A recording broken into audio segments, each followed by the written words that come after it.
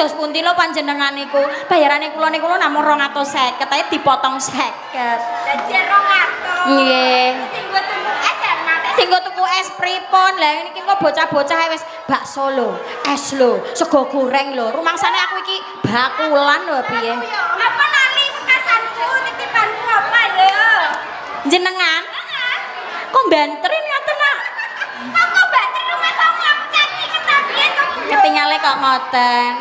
Dari kata kok jek semen ten mawon. Lah aku wis ketok lemu ngene coba. Iki sing awet lho yo. Nggih awet. Awet cilik. Lah yo mlebu kaya kowe barang ya awet. Nggih awet, awet urip. Cileres.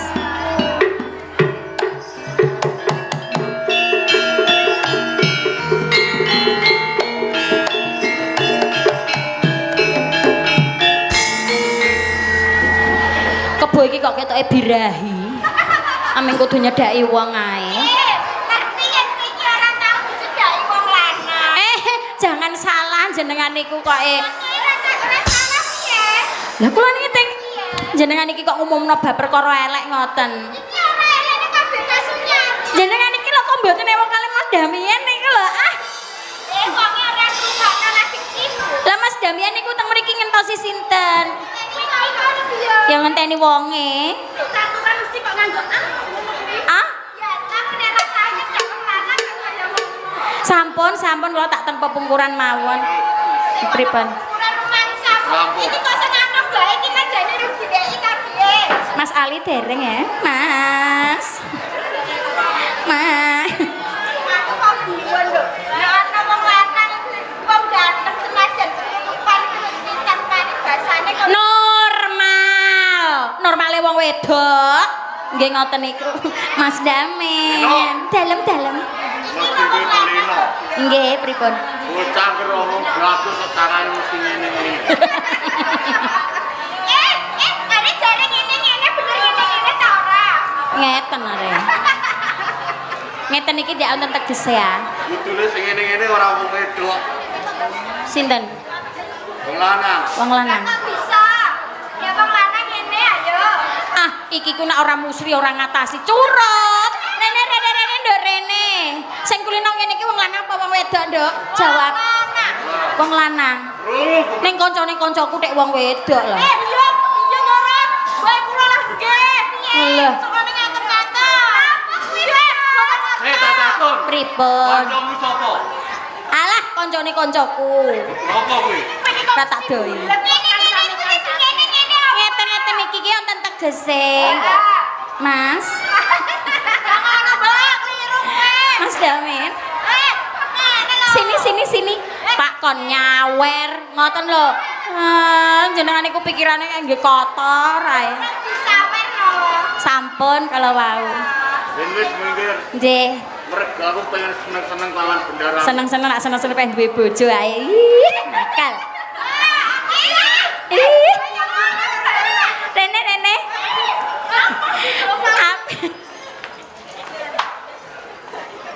Ya, Jun. Ini tak perlu nyetak lawan aku.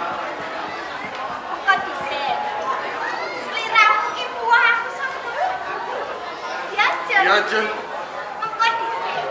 Iya.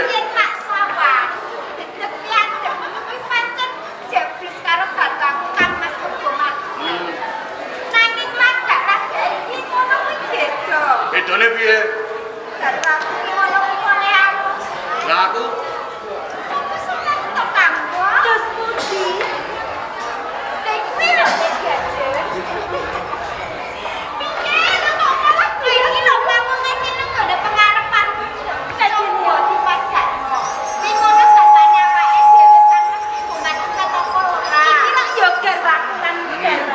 kuwi bener. Aku iki garwamu. Yo Adipati berarti kebomar cuek.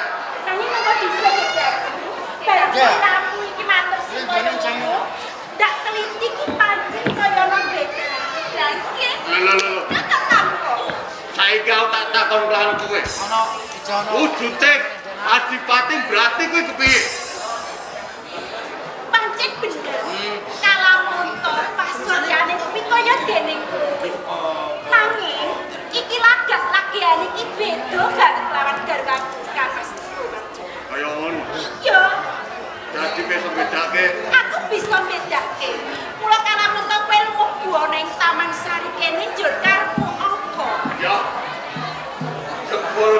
Carwane Adipati Kebo Martuet.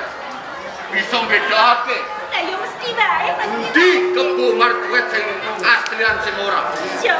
Yo, panjenengan tak selai.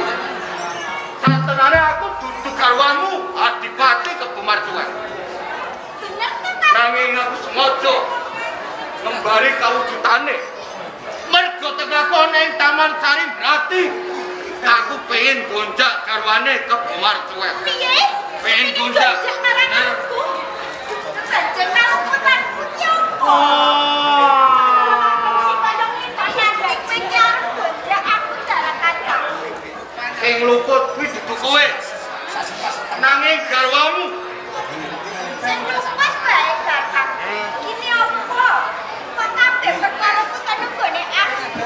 mergo aku pengen mirangke garwamu Kebo Martuet. Yen pancen iki ngono wong lanang. Iya. Ya adepan bae karo garwaku Kang Mas Kebo Martuet. Ngarep wis tak kandhake.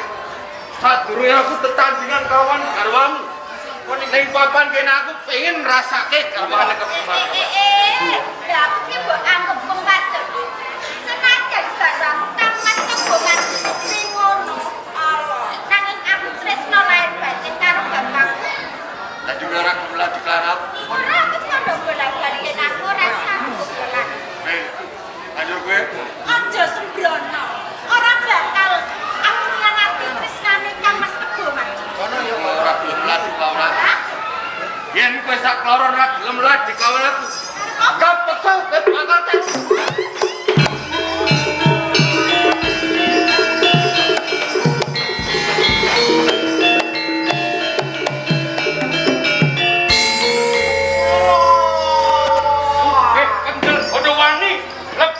Taman Sari kembali lan Adipati Kebo Martuet. Sopo kowe? Kebo Martuet. Iwas kebenaran kowe tumapak ana ing pengarepan. Mergo sing tak karepke. Sadurunge aku tetandingan kawan kowe, aku pengen mirangke kawan kowe. Gonjak garwamu sakloron. Sadurunge kakon garwaku ladian kowe. Ing kene no pitukone waton mati Adipati Kebo Martuet. Adenono ae garwaku tak rayake kawan. Nggih. Kebo Martuet. Oh, Yen pancen kaya ngono sebarmu. Ayo maju tak sing ngono kawan.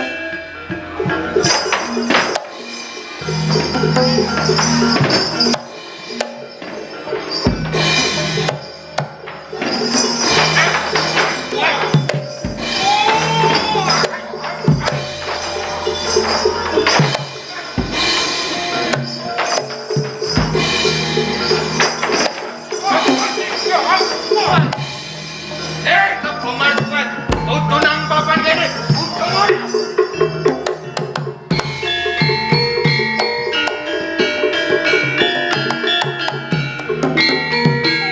Ampun Kang Mas. lakon diapake iki mau.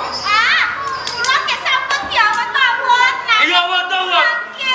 Ora iso bedakno ndi garwane sing asli lan sing ora. Bisa gitu Kang Kok Mas. iso Nggih, nanging kados pundi malih kula niki dijiwiti bapak kula. dijiwiti? Nggih. Ora ngajar. Diajeng sawetara katrem oleh pidaleman. Panjenengan Aku ora trimo yen durung nigas kae kawon sing bari Kebo Martuet. ngaraten Kang. Kono bajing ngono ing pidaleman.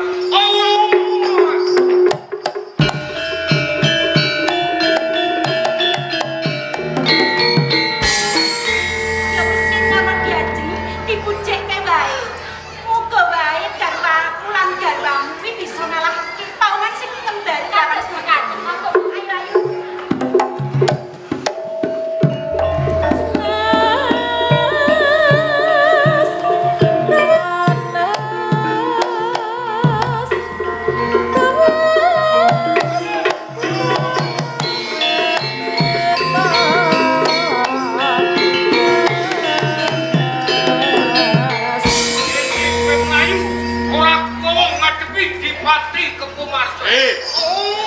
Kebo Martuet.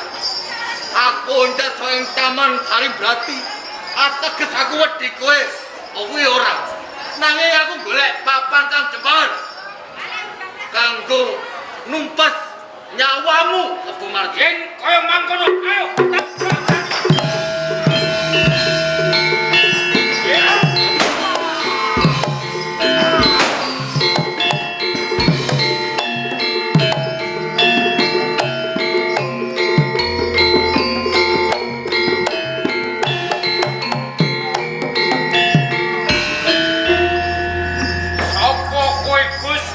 Aku tanding lan Kebo Marjo sing wis ngembari dipati Gatus. Aku Jokombaran. Jokombaran hadi ngajelmu ngembari lan dipati gati Kebo Marjo. Pancen bener. Kowe wigati opo kowe umbaran? Aku salah satu saya mitos saya le Mojopahit. Yen aku durung bisa cilik ing raket lan gedene mateni kelar Kebo Marjo. Yo keto tak kendangi.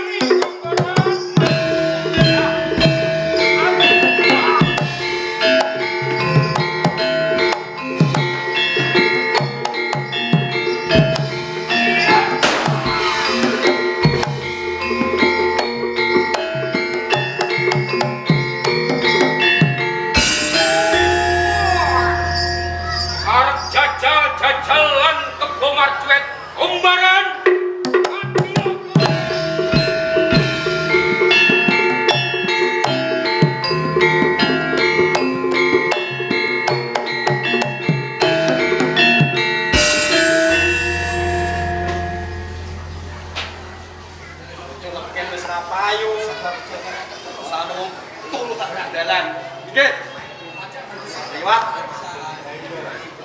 Legen.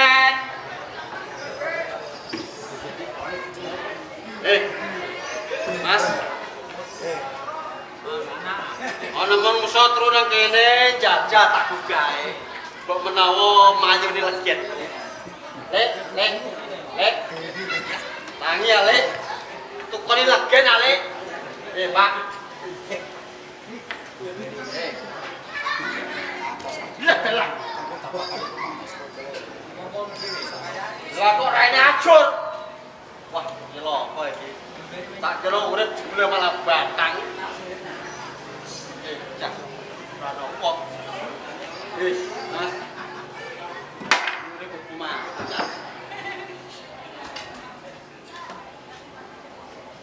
Aku urip buat teking.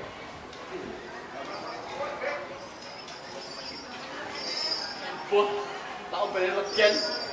Nawa urip.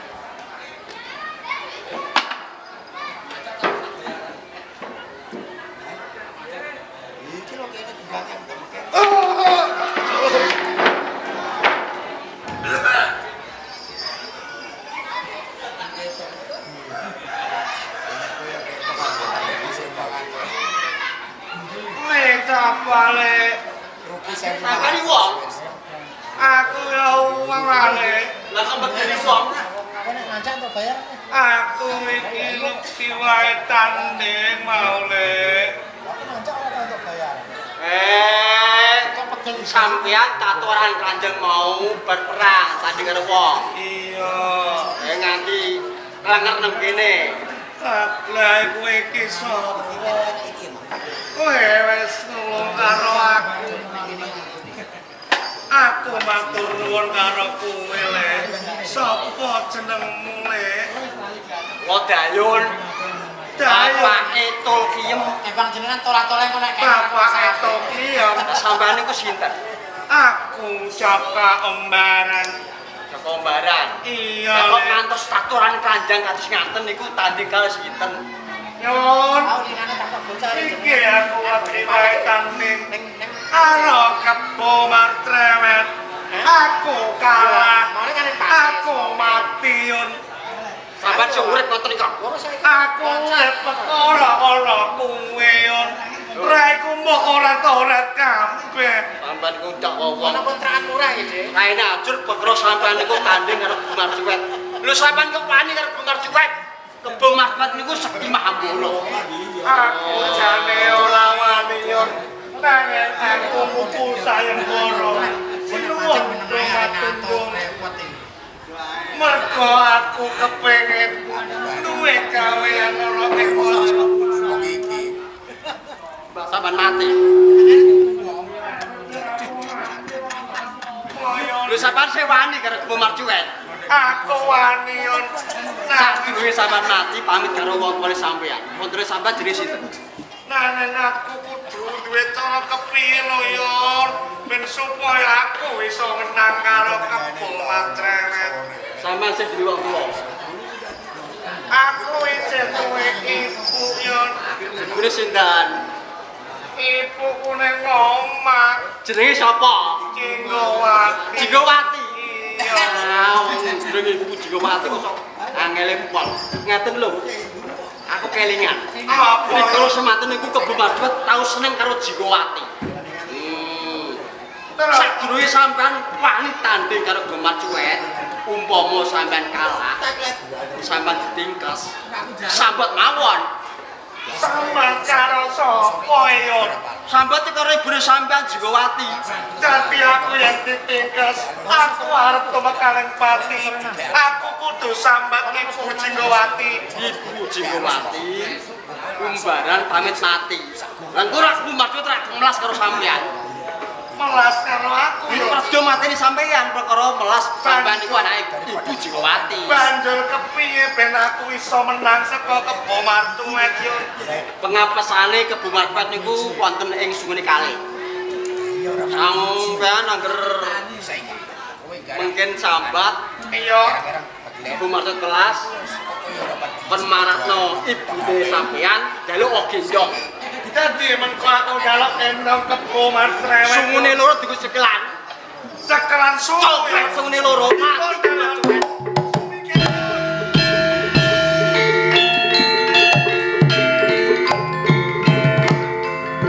Ayo Kebo Marcuet. Yen kowe ijeh wani metuan jopo kene adek kono umbaran.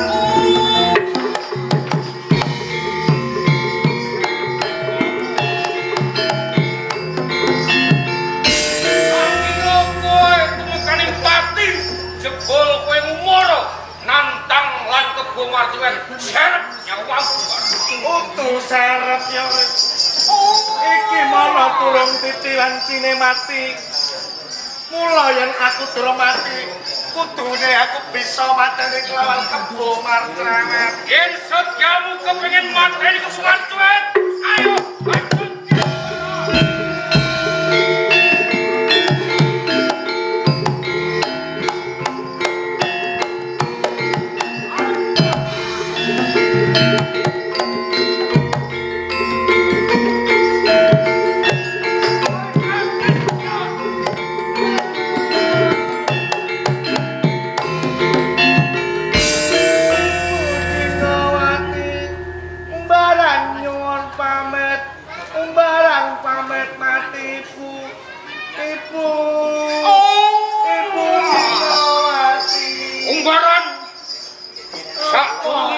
Mati sang tanganku.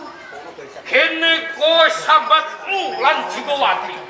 Ana sambungan opo kowe lan Jinggowati, Barat? Aku putrane Ibu Jinggowati. Mula aku pamit karo ibu yen aku arep tumekaning pati. Kowe anake Jinggowati. Yen ngono ora bedane kan aku.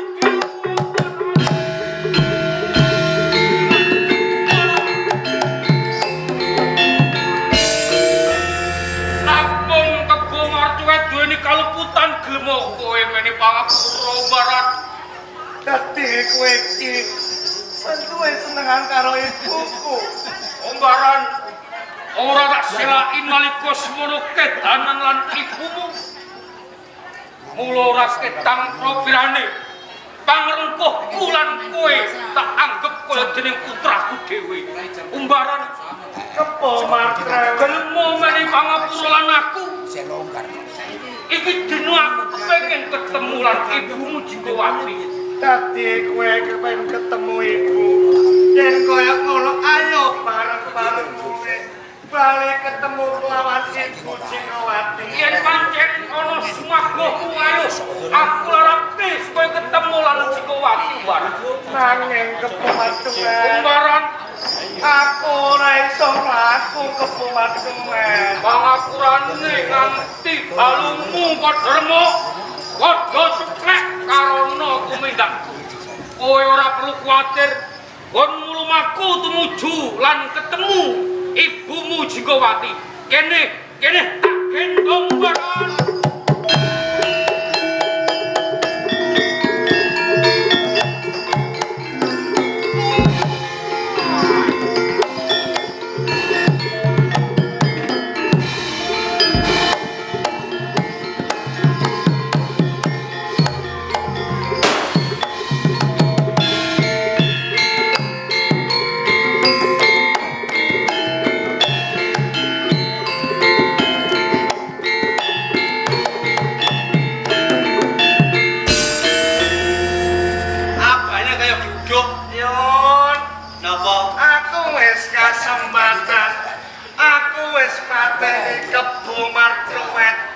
Saben tambah sungune kebo Marcuet sampean cepet. Bener apa sing dadi katamu yo? Aku mau njaluk gendong kebo nek tak tugel. Sungune. Sungune tak tugel. Lajeng dipun. Niki mau yo. Nggih. Kebo Marcuet sak rampunge tak tugel sungune. Kok dadi pusaka yo. Pusaka loro iki apa yo? Pedang karo godhong. Iki ngeprok kene yo. Niki ingkang dipun wastani pedang Kunto Supayana. Pedang Kunto Supayana. Nggih. Lah iki yo Iki godho kuning. Parung apa godho? Godho wis kuning. Godho wesi kuning yo. Nggih. Iki besok kanggone apa? Kanggo bantu jenengan. Grati komplang sing dados bupati sampean. Aku yo Nggih. aku yang dadi bupati. Yen aku ora tambah jejuluk yo elek no yo. Aku bakal tambah gelar jimat asma ya yo. Nggih. Adipati Urubisma Minak Jingga yo.